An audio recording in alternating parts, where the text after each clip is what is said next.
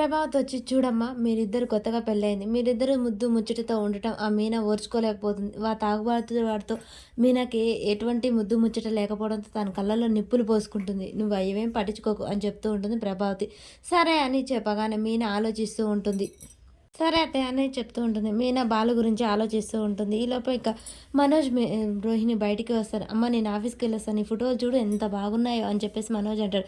సరే ఇక నువ్వు వెళ్ళు మేము చూస్తాం అనగానే ఏంటి ఫోటోలు అని చెప్పేసి అనగా నా చిన్నప్పుడే అత్తయ్య మరి మీ అమ్మ ఒక్క ఫోటోలో లేదు. అవునమ్మా ఈ ఫోటోలు చూస్తుంటే నాకు డౌట్ వస్తుంది, పక్కా పల్లెటూరులో దిగినట్టుంది ఏంటి, మలేషియాలో ఒక ఫోటో కూడా లేదు అనగానే రోహిణి తడపడుతూ ఉంటుంది. అత్తయ్య అప్పుడు చిన్నప్పుడు ఇక్కడే ఉన్నాం, ఇంకా అప్పుడు మలేషియా వెళ్ళలేదు. అవునా మరి మీ అమ్మ ఎందుకు ఒక్క ఫోటోలో లేదు అని చెప్పేసి మళ్ళీ ప్రభావతి అడుగుతూ ఉంటుంది. రోహిణి అది కాదు అత్తయ్య, మా అమ్మ మా నాన్న ఇద్దరు కలిసి దిగిన ఫోటోలే ఉన్నాయి, అందుకే మా నాన్న మీద కోపంతో మొత్తం ఫోటోలు డిలీట్ చేశాను. అలాగా అని చెప్పేసి ఇక అలా అనగానే ప్రభావతికి అయితే డౌట్ వస్తూనే ఉంటుంది. రోహిణి ఏదో ఒక విధంగా మేనేజ్ చేస్తూనే ఉంటుంది. అవునత్తయ్య నీకు ఎటువంటి కళలు లేవా అని చెప్పేసి రోహిణి అడుగుతూ ఉంటుంది.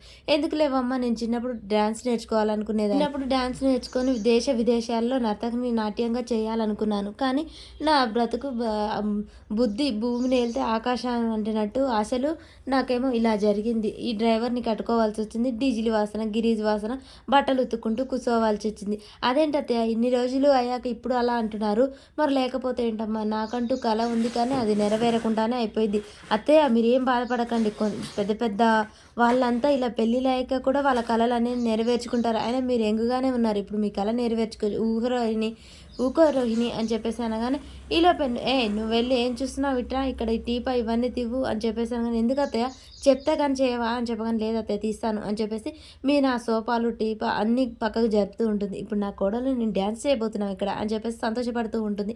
ఇక మీనా అక్కడ నిలబడి చూస్తూ ఉంటుంది. ఇక రోహిణి ప్రభావతి ఇద్దరు కలిసి కూచిపూడి డ్యాన్స్ అయితే అలా వేస్తూ ఉంటారు. ఇద్దరు చాలా చక్కగా ప్రభావతిని చూస్తూ రోహిణి వేస్తూ ఉంటుంది. ఇక ప్రభావతి దొరికింద ఛాన్స్ అన్నట్టు తనకు వచ్చిన ప్రతిభను మొత్తం చూపిస్తూ ఉంటుంది.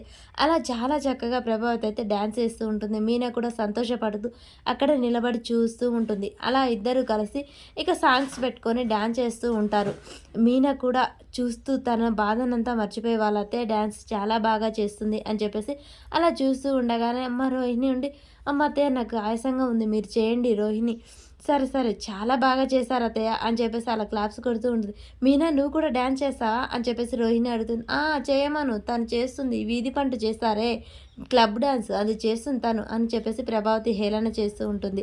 సరే అయితే ఇంకో సాంగ్ పెడతాను తొందరగా చేయండి అని చెప్పేసి చేపిస్తూ ఉంటుంది ప్రభావతి. మీనా అలాగే నిలబడి చూస్తూ ఉంటుంది. ఇక ప్రభావతి వేసిన డ్యాన్స్కి మీనా చప్పట్లు కొడుతూ ఉంటుంది. ఏంటి అలా క్లాప్స్ కొడుతున్నావు, మీరు చాలా బాగా చేశారు అత్తయ్య డ్యాన్స్ అని చెప్పగానే సరేలే నీ పొగడతలు నాకు అవసరం ఏం లేదు కానీ వెళ్ళి మా ఇద్దరికి జ్యూస్ తీసుకురా పో అని చెప్పేసి అనగానే మీనా అక్కడి నుంచి వెళ్తూ ఉంటుంది. ఇక రోహిణి మీనా వైపు చూస్తూ మీనా నువ్వు కూడా డ్యాన్స్ చేయొచ్చు కదా అని చెప్పేసి అడుగుతూ ఉంటుంది. అప్పుడు ఇల్లు కానీ క్లబ్లా మారదు అని చెప్పేసి ప్రభావతి అంటూ ఉంటుంది. వీళ్ళపై వాళ్ళ మామయ్య లోనికి వస్తూ ఉంటాడు. ప్రభావతి డ్యాన్స్ చేస్తూ ఉంటుంది. అత్తయ్య మామయ్య అని చెప్పేసి అనగానే బూజు దులిపినట్టు యాక్టింగ్ చేస్తూ ఉంటుంది. ఏంటి ఏమో చేస్తున్నారు మామయ్య, మీరు ఒక్క 2 నిమిషాలు ముందు వస్తే బాగుండేది, అత్తయ్య ఎంత బాగా డ్యాన్స్ చేస్తుందో తెలుసా, అమ్మయ్య 2 నిమిషాలు లేట్గా వచ్చి బ్రతికిపోయానమాట.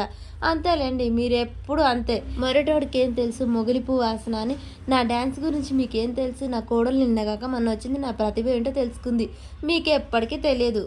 అవునా ఈ టైంలో నీకు ప్రతిభ కావాలా, ప్రతిభ అని చెప్పేసి ఇక భర్త అయితే హేళన చేస్తూ ఉంటాడు ప్రభావతిని.